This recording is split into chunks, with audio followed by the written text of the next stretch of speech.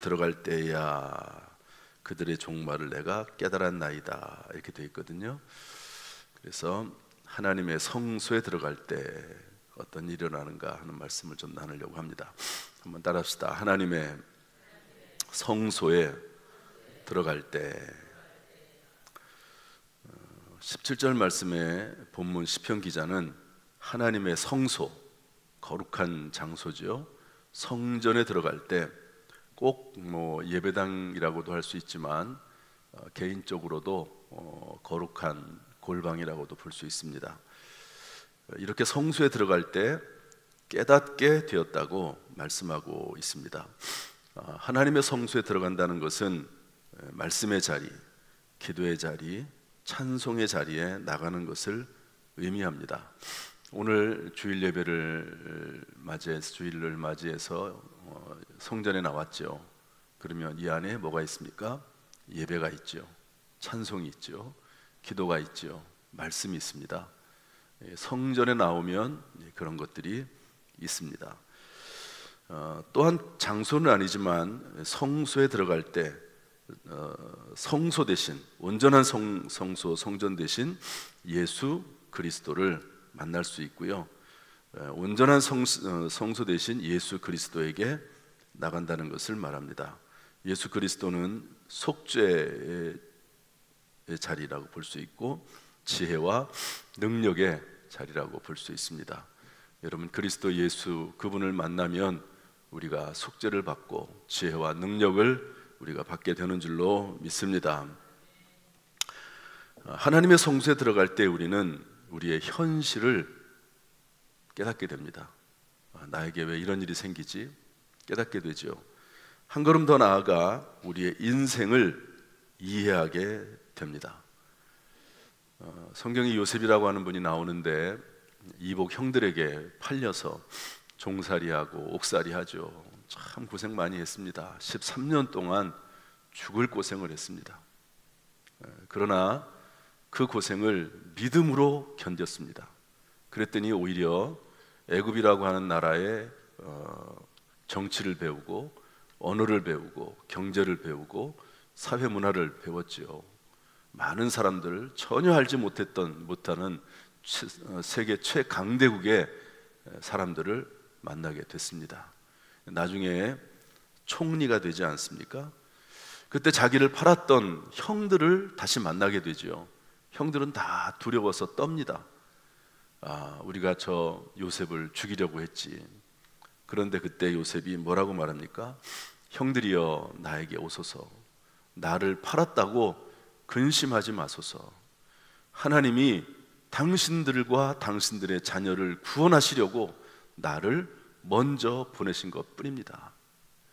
그러므로 나를 판 사람은, 나를 판 이는 당신들이 아니고 하나님이십니다. 하나님이 나를 보내셨습니다. 참 놀라운 고백이죠. 형들에 대한 미움과 원망, 그리고 보복할 수 있습니다.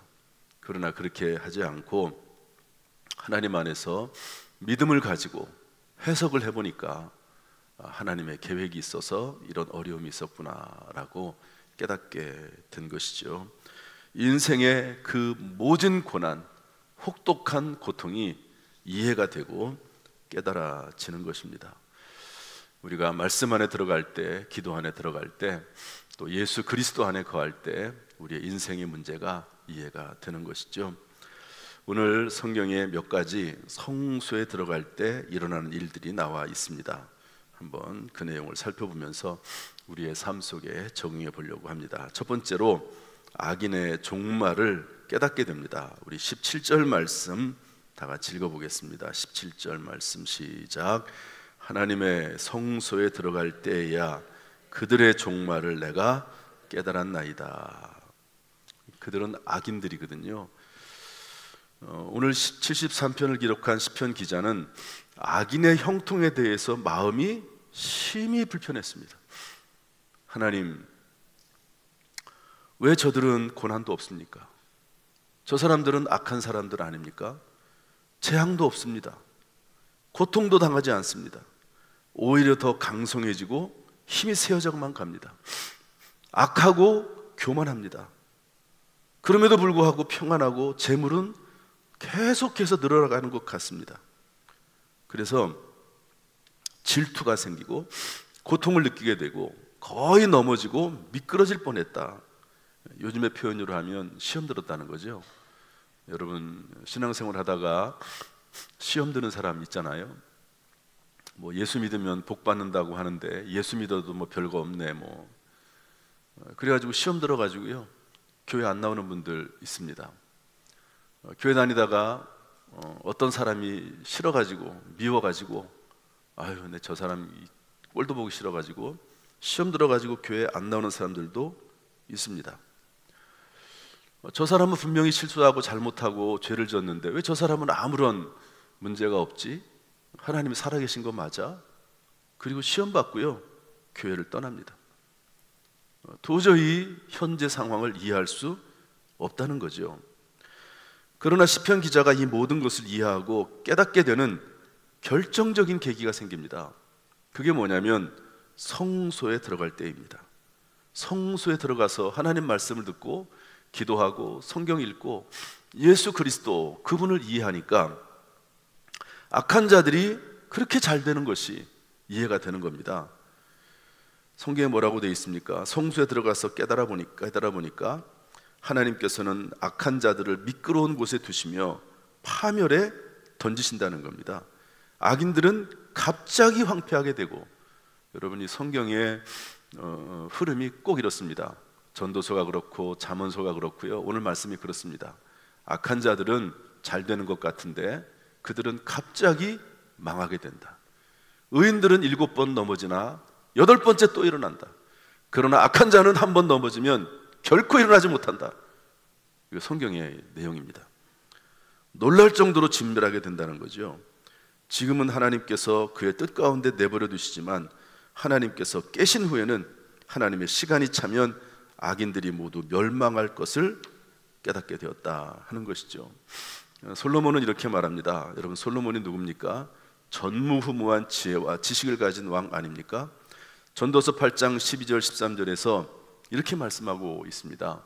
한번 우리 읽어볼까요? 전도서 8장 12절 13절 말씀 다 같이 읽어보죠. 방송실에 띄워줘야 되는데 이게 없나요? 없나 보네요. 다시 우리 그럼 제가 읽어야 되겠네. 전도서 8장 12절 13절입니다. 죄인은 100번이나 악을 행하고도 장수하거니와 또한 내가 아노니 하나님을 경외하여 그를 경외하는 자들은 잘 될 것이요 악인은 잘 되지 못하며 장수하지 못하고 그날이 그림자와 같으리니 이는 하나님을 경외하지 아니함이니라. 지금은 잘 되는 것 같으나 악한 자는 반드시 그 끝이 좋지 않습니다.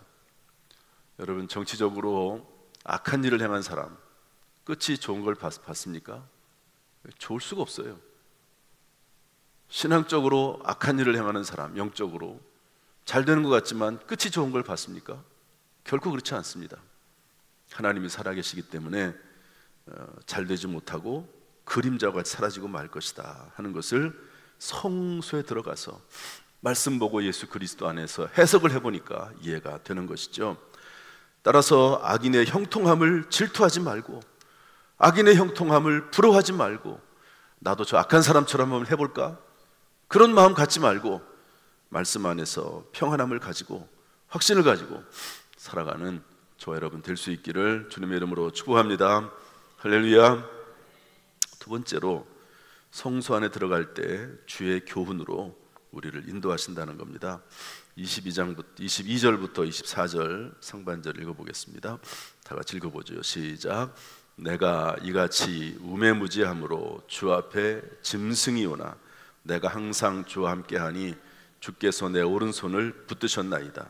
주의 교훈으로 나를 인도하시고 후에는 영광으로 나를 영접하시리니.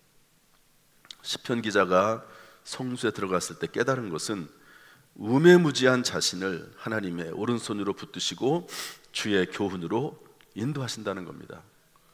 자기 스스로를 우매무지하다고 그렇게 표현하고 있습니다. 여러분들은 여러분 스스로를 어떻게 생각하십니까? 여러분들은 완벽하다고 생각하십니까? 어떤 분은 이렇게 말하더라고요. 자기가 하는 생각과 말은 100% 옳대요. 얼마나 교만한 말입니까? 하나님 앞에서 옳은 사람이 누가 있습니까? 하나님 앞에 거룩하심 앞에서 거룩한 사람이 누가 있습니까? 우리는 하나님 앞에 서서 늘 겸손하고 낮아지고 그리고 비천한 자라고 죄인의 괴수라고 사도 바울은 말하지 않았습니까? 그리고 버러지만도 못한 너 야고바, 이렇게 성경은 기록하고 있지 않습니까? 자기의 우매무지한 것을 깨닫고 성수에 들어갔더니 하나님께서 주의 교훈으로 인도하신다는 겁니다.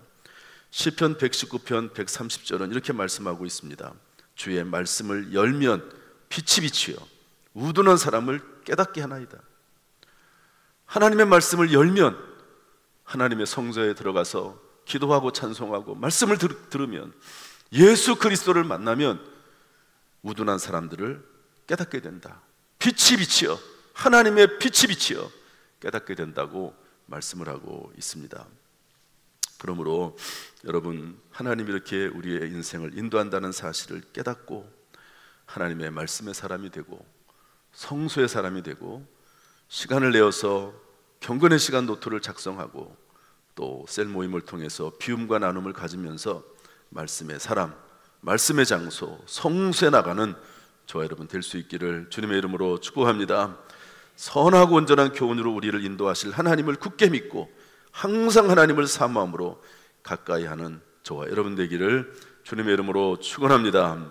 마지막 세 번째로, 성소를 가까이 하면 하나님이 반드시 그 끝을 좋게 하시는데 영광으로 나를 영접하신다고 했습니다. 우리 24절 말씀 다 같이 읽어보겠습니다. 24절 시작. 주의 교훈으로 나를 인도하시고 후에는 영광으로 나를 영접하시리니.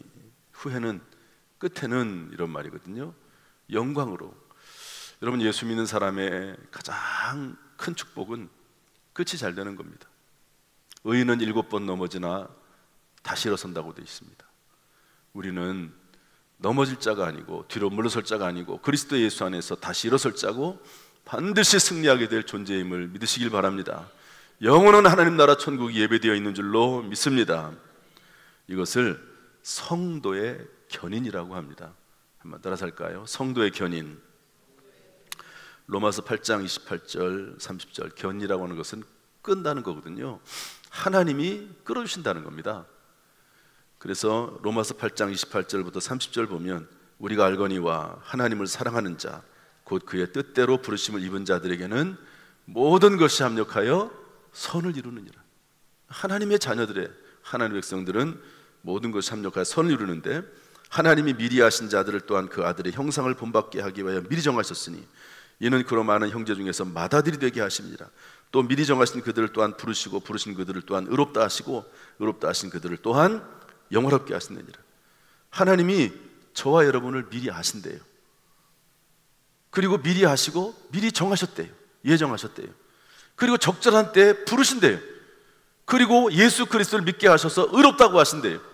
그리고 의롭다 하신 사람을 하나님 나라 천국에 올라갈 때까지 지켜주시고 인도하셔서 영화롭게 하신다고 말씀을 하고 있습니다. 하나님께서는 우리를 영광으로 인도하시는데, 이 땅에서는 욥처럼 이 땅에서 말씀 따라 사는 사람에게 큰 복으로 함께 하시는데요, 욥기서 42장 10절 12절 말씀 보면 욥이 하나님 앞에 기도할 때 욥의 곤경을 돌이키시고 여호와께서 욥에게 이전 모든 소유보다 갑절이나 주셨다고 말씀하고 있고, 욥의 말년에 욥에게 처음보다 더 복을 주셨다고 말씀하고 있습니다. 어떤 사람은 말년이 불행한 사람이 있어요. 참 안타깝죠. 그러나 하나님의 성소에 거하는 사람은 말년이 복을 받습니다. 여러분이 사실을 믿으시기를 주님의 이름으로 축복합니다. 또한 하나님 나라에서 하나님이 우리를 영광으로 인도하시는데, 이 땅에서는 욥처럼 우리의 끝을 좋게 하시고 이 땅에서 복을 주시고, 그리고 하나님 나라에서 상급과 면류관을 주시는데, 사도 바울이 디모데후서 4장 7절 8절에서 이렇게 말씀하고 있습니다. 한번 읽어볼까요? 다 같이 시작. 나는 선한 싸움을 싸우고 나의 달려갈 길을 마치고 믿음을 지켰으니 이제후로는 나를 위하여 의의 면류관이 예비되었으므로 주 곧 의로우신 재판장이 그날에 내게 주실 것이며 내게만 아니라 주의 나타나심을 사모하는 모든 자에게도니라. 여러분 의의 면류관이 예배되어 있는 줄로 믿습니다. 예수 잘 믿으면, 여기 있는 말씀처럼 예수 잘 믿으면 선한 일을 하고, 구원받은 이후에 구원받기 위해 선한 일을 하는 것이 아니라 구원받은 이후에 하나님의 말씀 따라 선한 일을 하면 하나님 나라에서 상급과 면류관이 있고 이 땅에서 하나님의 복이 임한다고 말씀하고 있습니다. 이런 은혜가 우리 가운데 충만히 임하기를 주님의 이름으로 축복합니다.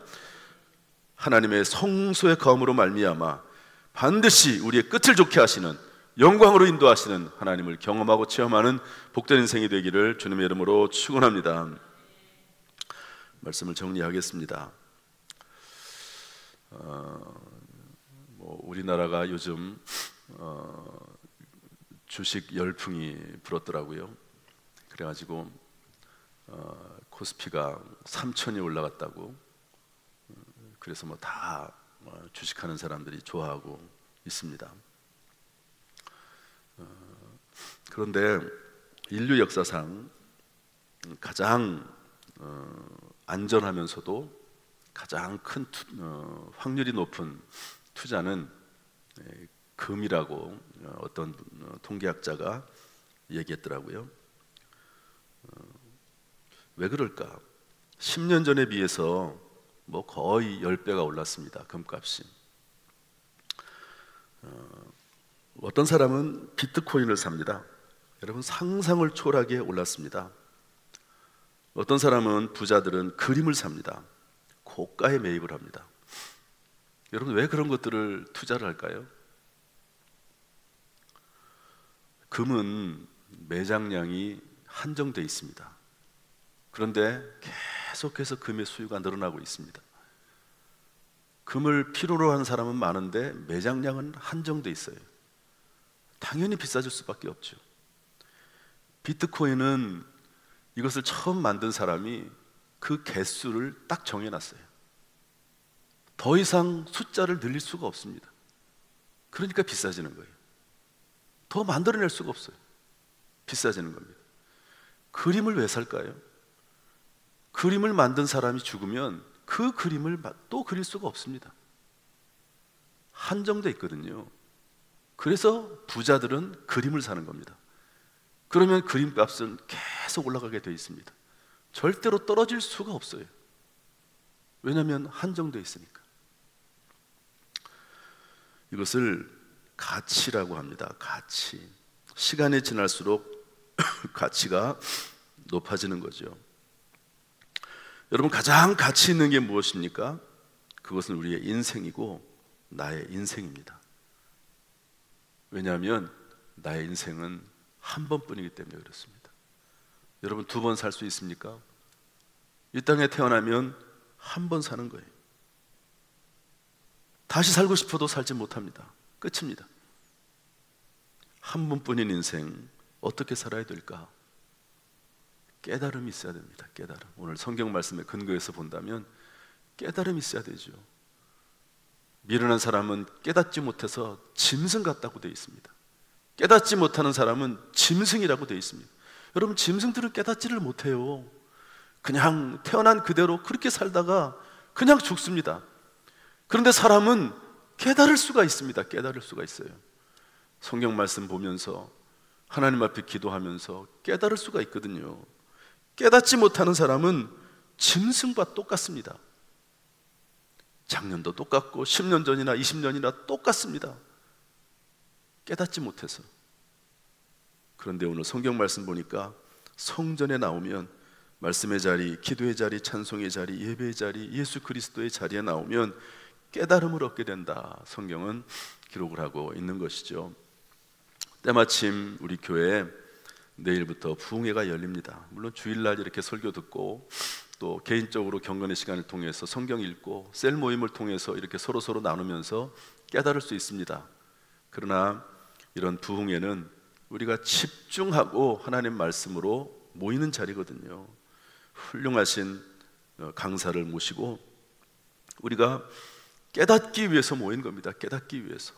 그리고 기도하면서 그 깨달음대로 살 수 있는 힘을 얻기 위해서 모이는 겁니다.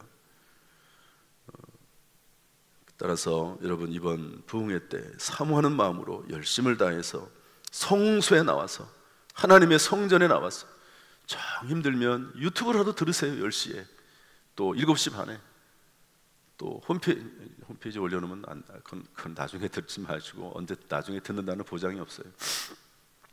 시간을 내서 여러분 하나님 말씀을 듣는 가운데, 성소에서 말씀을 듣는 가운데 깨닫는 은혜가 저와 여러분 가운데 있기를 주님의 이름으로 축복합니다. 그래서 악인의 형통을 질투하지 않고 주님의 교훈을 인도하심 받으며 결국 영광으로 영접받아서 끝이 되는 인생이 좋은 인생이 되기를 주님의 이름으로 축원합니다. 축원합니다. 기도하겠습니다.